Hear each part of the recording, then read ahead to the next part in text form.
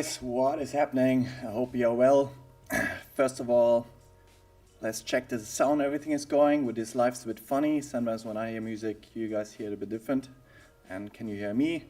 I know we get Oscar here and Tim. Awesome. Let's get into it. And then the idea for today, just let me know in the chat, if you can't hear, if it's too loud, the music, all that stuff, because it's live. Still in Finland right now. So I guess what we can do today is, the idea is to have an interaction, that I chat with you guys. Anything you have on your mind with questions, maybe even about yourself, no problem. A little check-in, should be like a community thing, not just about me and my story, but a bit of everything. I guess we can start with, because the last 2 years I've been doing YouTube video every week.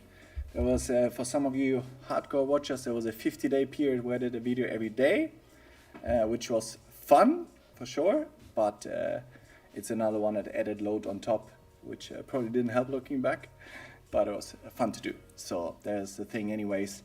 The big theme of this whole reset period that I'm in right now, is like a physical reset, is that I'm very good at doing, like many triathletes, they're like a type A point, or I don't know, they just like doing stuff. And what they're not good at, that's also my weakness, is not doing stuff. So not doing stuff, that is literally the art where 50% of your triathlon or any endurance sport, any sport, but especially endurance sport, I guess, performance comes from. 50% of it is recovery, right? And so that's that. So any questions, I see them, just keep them popping in, keep them coming. I go to them in a little bit.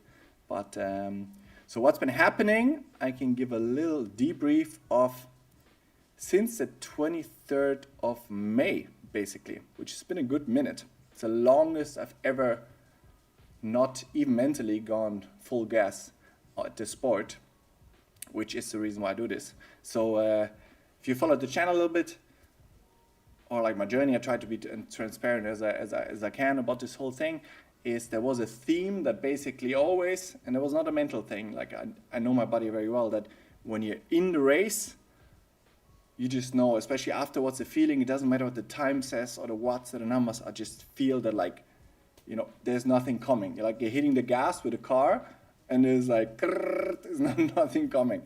That was basically what's happened in races for, to be honest, a very, very long time. Since, that's a brutal thing here, probably since 2018, which in that time happened a lot of things. There was a lot of load on all fronts in my life. So there was this work side, there was COVID for all of us, there was getting COVID, there was keeping training, and like a lot of things happened. Just keeping training, I was very blessed with not getting orthopedic injuries, which, to be honest, would have been a very good thing. And I'm sure that even other athletes right now get saved by orthopedic injury. So let's say you get an injury that takes you like 3 months out. Basically, you have to really shut it down. In many ways, that probably saves your career for long term, because you can't keep training to the load as you want. And I'm orthopedically very robust, and with the physio knowledge also, when there was small things, I just stopped, and then it was fine, but also some luck, of course, one car crash, but that was basically it. But otherwise, let's not make this too long monologue. I want to interact with you guys, so really shooting questions that you have there, just let me know. But then, anyways, what I've been doing since May, in May I had the race, as you guys know, and I've been training consistent and hard, plenty of hard, definitely, but also, there was still performance coming in training, still like snippets of like the improvement, seeing things. And I was like, man, this race, finally I break this spell. And then you have the taper week, which I slept so much. Before the race, 70.3 Venice Pro Series this May, and I slept so much, I thought, oh man, it's going to be amazing. I'm going to sleeping all the time. Now the body's resting, when we're on fire. And even the day before, when I do short activations, it's good. But then, it's mainly a nervous system thing, I believe. Because the legs are glycogen-wise topped up, right? That's not like you go in tired with legs or something. But like as soon as the body realizes, okay, there's an ongoing demand coming that's longer than, let's say, interval session or something like that, the body really shuts it down. It's like, no more performance. We have to stop this guy. We kind of he piles so much on top in training, and you can kind of still bounce out of it. But I've been in this, fatigue is the wrong word. It's a weird word because it's not like I feel sleepy all the time, but it's like a suppressed state. That is the best wording for it, I would say. So it's really a suppressed state that the reason I want to talk about it, because there's a good chance, and how you can maybe find out if you're in one, because there's a good chance that many of you watching are in that suppressed state. So I think where us triathletes are super like detail orientated and like really also hard on ourselves is the actual training sessions. And then I think where we should be way harder on ourselves on looking your training peaks and your numbers, the actual race. I feel like many times also with athletes that I have, it's like there it's kind of just like the race happened in the past. It's like move on immediately. I think there you should really look into like, let's say you trained for a year, let's say last year you did a race and you did, 200 watts for a bike, whichever, it doesn't matter. And then you train and you invested well training, and next year you do the same power meter or whatever, it's again 200 watts. And then you do another year, it's 200 watts. Like, you're not improving. You're really, something is majorly wrong. You should each year get better, faster. In the end, it's a demanding sport, and one part of triathlon is not as like trail running in that sense, although you have to enjoy the training and all, but like the race day, it's literally like a track event in some ways, because it's a measured time thing. It's like swim from A to B as quick as possible. Sure, courses matter and it changes, but like that's what we look at, right? The splits. So those splits, I think that's a good reminder to look at. If those don't improve, which I didn't have, I was stuck literally, my number was almost hysterical funny, 280 watts for half and full. Funny part, if you look at Frankfurt last year, even for Ironman I did 280. It was like this suppressed state of like, here's the limiter, like a governor in a car or something. And that's where I was basically stuck. And that number, doesn't matter what that number is, but you're going to have that number. If you feel like you're there, that's why how can you prevent it? Most of you guys will do that and have an off season. If you really want to achieve your dreams, achieve your goals, and there's one pattern, I studied the hell out of all the best in the world just to find out on my own, like how do I crack this puzzle? How do I become world class if you don't have the guidance? Like how do you figure this out? There's one pattern, they all have long off seasons. Also even the Kobe Bryants in the NBA and Michael Jordans, sure they went to the gym, but they had 3 months off. They were playing golf, intense NBA season, but then they got 3 months off. But they don't talk about that. And the same in triathlon in many ways. It's like the best in the world, they take a minimum of 4 weeks. Minimum, 2, but most 4. And Mark Allen talks always about it. He had, back then it was different. It was only Hawaii that mattered. And to be honest, for many, it still is the number one. He said it each year. And that's why he had a 10-year straight winning career, no injuries, and just 10 years straight, each year better and peak performance. And he said it as well in podcasts. For example, Mark Allen, a several-time world champion. And he said that between after Kona, so mid-October until January, he was doing nothing. He was just surfing, not one swim back run. And then January he built up with volume phase, like really that patience, I feel, I never had patience particularly well. For my own, with coaching, it's a different story. Or being a physio, you can be objective, but on your own, you're a completely different story. So that's a different thing there. So take your off seasons, especially if you don't want to. That is the number one tip. If you're super driven, you say, I want to qualify for Kona, I want to this and that, next year I'm going to crush it. Okay, perfect. Take that off season. Especially the ones that don't want the off season. They have to probably double the amount. It's just like, normal guy has a normal season, I'm happy to take a 2-week off season. The other one that says, I hate off season, I can't stand it. Boom, 4 weeks. There you go, enjoy. And then you're gonna have each year better performance, and it's just a safety net at the end of the year. And the best also in the world, that each year that well in Kona, if you have a late season race, where it's basically your peak of the season, like Kona World Champs is mid-October, it's a long season if you start in March. They had a mid-July break, a week, just full holiday, not a full reset 4, so you're losing fitness, which you want at the end of the year, but had just a 1 week break there. So that's probably definitely a good tip, which I always knew I should have done, but it's a vicious cycle, and the only one, it's a vicious cycle in some sense, because when you get bad race results, just so frustrated because I was stuck in this suppressed mode. It was like same. The results went up and down. Sometimes I got like second challenge submarine, but like it didn't matter. Like I felt the same like afterwards because like, man, this is nothing. It's like not what I just feel, a gut feeling instinct, not like an ego thing. Like I should be higher numbers. Just like feeling is nothing coming. Like you hit the gas, it's not really coming. And yeah, the only way to get out of that is the reset, and I'm doing that right now. And I also checked, as I wrote a little bit, try to keep you guys in the loop with writing there.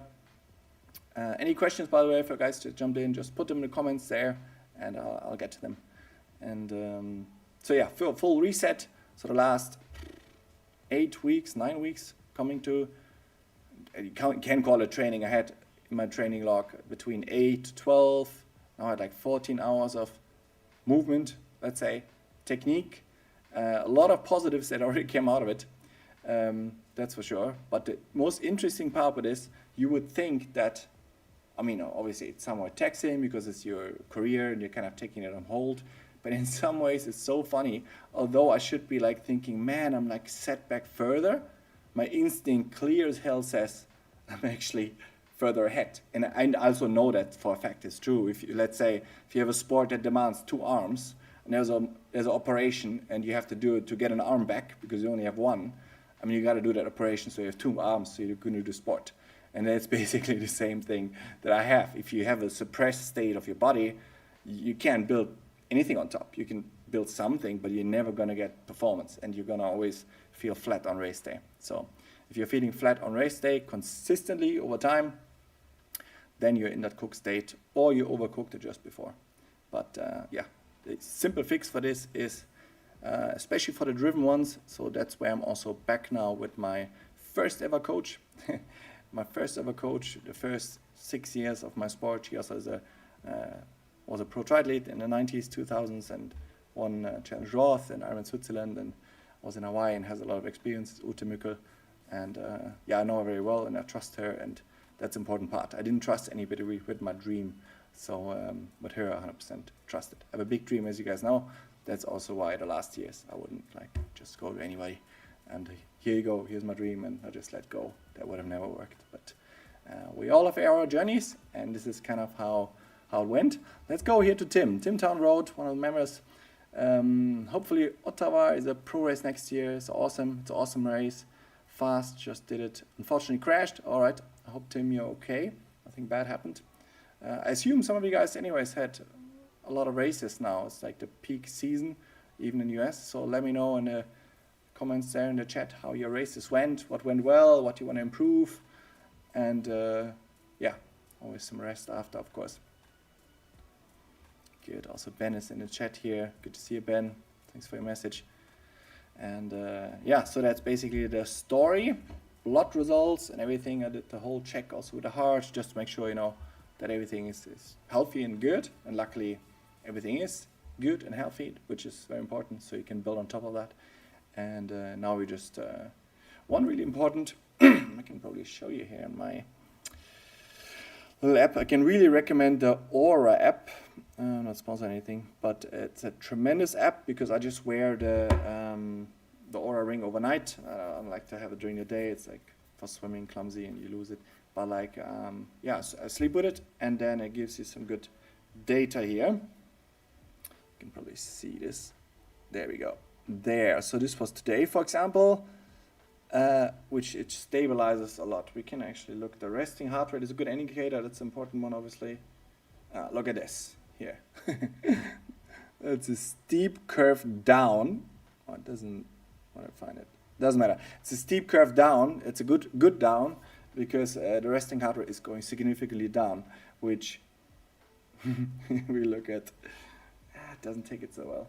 That was a big bump. Anyways, at some point it just went bananas. And same with HRV, that really tanked, and that's going luckily up again. Let's go in the other way, the curve. HRV, boom, up. Not clean zoom, but you get the picture.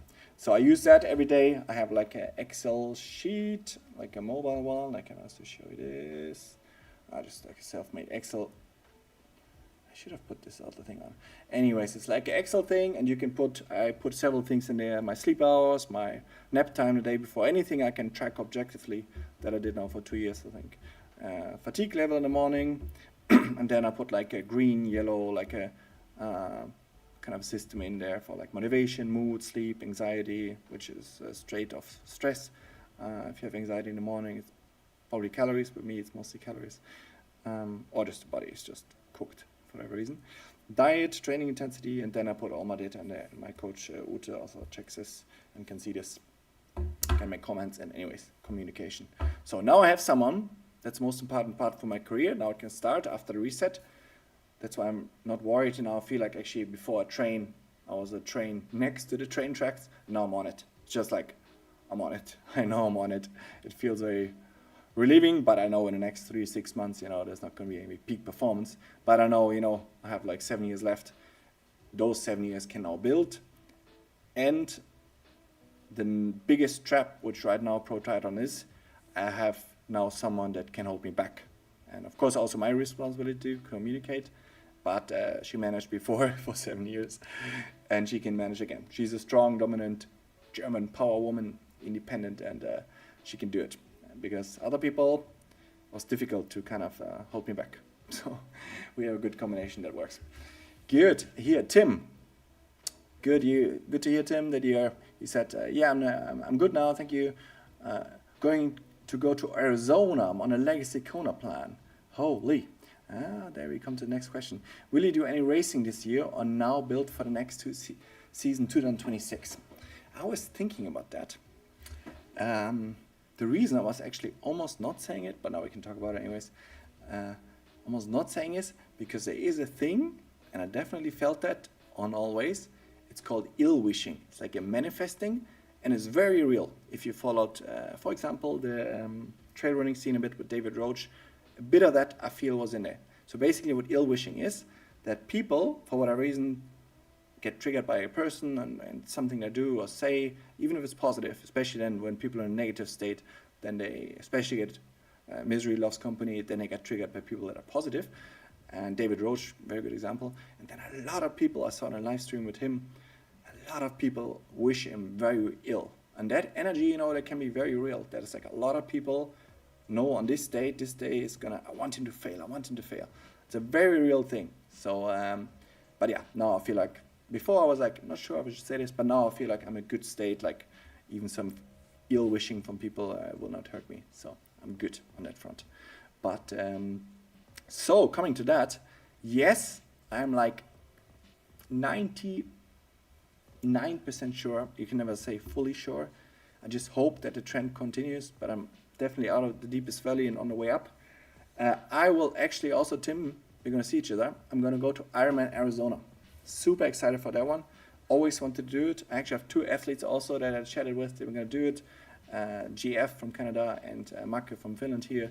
They're going to do the Ironman there. And yeah, I love racing in the US. There's also a couple options only left end of the year. And the thing is, you want to have a positive experience this year. Because I'm not going to be in peak shape fitness. I'm not going to be fighting for the win or anything like that. But all you need, and this feeling of like standing at the start line, and before gonna be clear targets of like, okay, what is the goal? What is the set plan? And we're gonna do that, of course, with coaching. So there's not gonna be any guesses, basically. And then just have an experience that like, man, you hit the gas on your body. I had that, like I said, didn't have that feeling for a long time, many years in a race. Although you're training all the time for a race, which is the main reward as a triathlete. So I'm like starved of that reward because I trained hard and I dedicated a lot, even next to work. And that feeling is waiting, and getting that feeling back, on a race day, just have a solid day for myself and get those numbers in and just finish the year on like a positive experience. Positive, celebrating the sport and doing that. That is the goal. And then we already planned a little 2 weeks off season, not too long because I had now a long season. And then we built 1st of December towards 2026, which anyways, anything that matters from today until mid-October 2026, nothing else matters. Well, end of August 2026, nothing else matters is qualifying for the Ironman World Championships in Kona, Hawaii. That is my big dream. As you guys know, the dream, but in order to climb the ladder in Kona and be on top, you first gotta go there. And the first time you go there, at least not me, not 2026, I'm not gonna be winning there. So I want to see first get there, where you're at, and then each year you build and build. You don't win against guys that quit high school, Olympic champions overnight. So you need some years, and I'm gonna have my peak at the end of 30s, but it's gonna be good, and now I have the foundation set to have a healthy long career. So yeah. Good, yeah, Tim, I'm gonna see you there for sure. We got a chat before, and I'm gonna be there for, not for sure, but very sure. So I for sure need a race. So what I'm gonna do, I'm gonna travel a week now to Germany for some family health matters, and then afterwards, this is gonna be my next video. I already decided I'm gonna film this one. It's gonna be for sure another video, a real YouTube video. I'm gonna do a swim competition. There's like a 1500 meter race. I chose that there's like a 3000 meter swim race, open water champs, and 1500. And the goal is actually not to just kill myself. The goal is, again, have a start number on. That thought comes from my coach. Have a start number on, basically, and just feel strong and just do the experience. Just put the start number on, like something, just this year, make the year. And then there's another small opportunity, end of August, like a tiny triathlon, because there's nothing else going on anymore in Finland. I don't want to travel now. And so yeah, there's going to be end of August, another tiny opportunity, like 30 people starting or something. It's like a tiny event somewhere, 350 meter swim, 20K bike, and 4K run. So I would definitely also love to do that. Just do some events, do some races for motivation, for just do it, and then build towards, because then racing season's over, you can maybe do some runs here. But yeah, and then the main thing I'm just waiting for, the only thing this is hard for is patience, right? Because you gotta wait, because all I gotta do is wait, right? It's not like it's, you gotta eat, hydrate, you gotta wait. Your body is a magic machine, it just fixes itself. Even if I had a broken arm, I have to wait. So this is me, I gotta wait. And that's what I'm gonna do.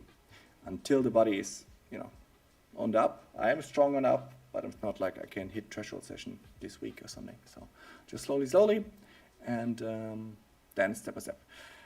Here, Tim said, I have to go back to Kona again. My girlfriend qualified again in Ottawa, and I find it so hard being there and not racing again. I want to do it so bad. Yeah, Tim, we're in the same boat. We're in the same boat there, and we gotta make it work. We gotta be on that beautiful island. It's gonna be a special race, so we cannot miss it. But again, we have the goal, the dream. The only thing, we have to take it back to literally what can we do today.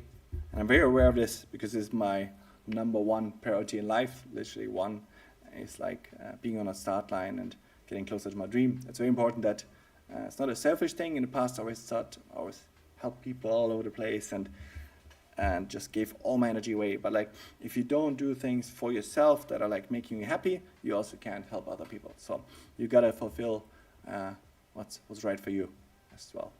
So here Oscar said, I don't get how Blumenfeld could keep 3:30 pace running in a full marathon in Frankfurt.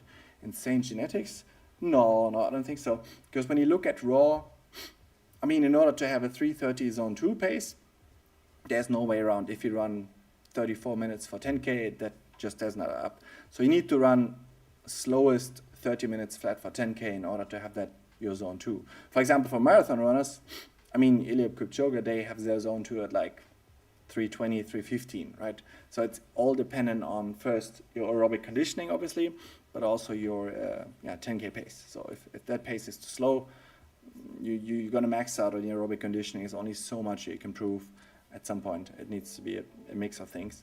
And in order to hold 3:30 in a marathon, you need to have very good aerobic conditioning, and you're not going to do that with 60K volume a week. So 100K volume is entry level for that. If you don't do 100K, you're going to be stuck at 3:40, 3:45 pace. So there are some limiters, and you can just work towards that. And it's obviously not easy.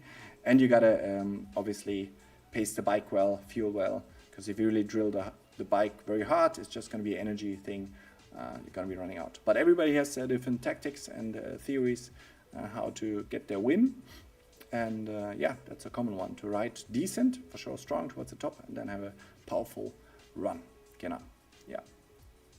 Anyways, I think I'm gonna stop it here. I've been chatting for a while. If you've got any questions, you can still let me know now. Otherwise, I'm gonna head off. And tomorrow early flight, 1 week in Germany, and then we get the swim competition next Sunday. Competition is a big word, but like a nice experience. So yeah, that's why I have to put more effort. Tim says that's why I have to put more effort into the run. Yeah, mileage will always translate, always, literally, always. You can just run more mileage and ignore any threshold session in anything, and you will run faster than Ironman, guaranteed. But to run more mileage, you need to not be injury prone. And key one is also for running mileage is cadence. If you run 160 cadence, you will always struggle to run mileage because the impact per stride is just too much. It will be too much on your stressors. So you need to have high cadence. I'm also working on that because I'm naturally, as you saw in videos, like on a 165 side, and that just doesn't cut it. So if you want to run in 3:30 pace for a marathon, you gotta have 180 cadence. Otherwise, good night. You will never run 3:30 pace for a marathon in an Ironman with 170 cadence. So there are several components of it that make this puzzle real. And yeah, just enjoy your training, Tim. I hope to see you there. Let's keep in touch. And Arizona, that is the big on my mind, just like an exciting one in US as well. I just love it there, and really hope that we can make this work. But I think it's looking good. Last question from Oscar, then I'm heading off. Are you still using a Theragun for sore muscles? Do you think it's better than foam roller? I'm using it right now. I'm not sore, so I'm not using it. It's retired for 2 months, but otherwise for sure, because I think there's even studies on it by now. Not that you need studies for everything, but the Theragun is very good for like local places that you can reach otherwise. And it's just also, to be honest, it's just a bit of a comfort thing. After a long training, you don't want to roll around on the foam roller all the time. So most likely, some blood flow is always good. So most likely you're gonna do a Theragun more often than a foam roller. So Theragun is really good just to get to local places, especially on if you struggle for running. Very important to keep also because calves always take a hit, no matter how fit you are. The calves need to be not gluing to the bone structure. So if this is the calf bone, you kind of go along with the Theragun on the inside. You loosen the tissue on the outside to loosen the calf. You can do under the feet, which is really relaxing, good for runners. It's important to keep the feet joints loose, and yeah, you can do the legs, obviously, hamstring, calves. So it really gives some good blood flow and does for sure help. So I'm using that 100% when I feel like there's some soreness somewhere, which I wish I had soreness. Oh, I miss soreness. And yeah, foam roller, more for the spine, to be honest. I just found it's too much of a hassle. Sometimes for calves, they should be super sore, but yeah, I don't know. I just feel like don't do it all the time. So I'd rather stretch the runners. It feels better and just recover. Yeah. Good. Then Oscar, thanks for the update, Matti. Good luck in Arizona. Looking forward to some video updates pre, under, post race. Yeah, there will be stuff coming for sure. And I have something in the works. I'm just trying to get the coins together because there's a lot of coins you need for it. Holy. But that is a video production project that I have planned for Arizona. I found this genius Netflix production dude. Oh my God, it's insane quality, insane, but has a price tag which I can't pay. And so I'm looking for companies right now to do that for Arizona, to make it a series for Kona, like a insane series. Not just about, oh, look at me, this is about me, my training, like this. Make it about the passion of the sport, make it about the nature, like really show the area. Like I have some ideas saying this guy can do it. I couldn't do it on my own, definitely not. But make it about more than just, this triathlon single thing character. So more than that, that is my goal, because one very important part for this journey, that's why I keep doing this as well, is like how can I show the journey, not just journey, such a washed down word, but like how can I show this whole process when you're at the top? Because when you, let's say, jump out of the hole, I said it before, when you're at the top of something, it's like you immediately lose relation, like, he was born there. But now you see me, I'm like literally in nowhere land with pro ranking. I'm literally in nowhere land, but I'm gonna climb that bitch of a ladder to the top. So, and you can join for that. So, good. Hey, I'm gonna take off, and I'll see you guys soon.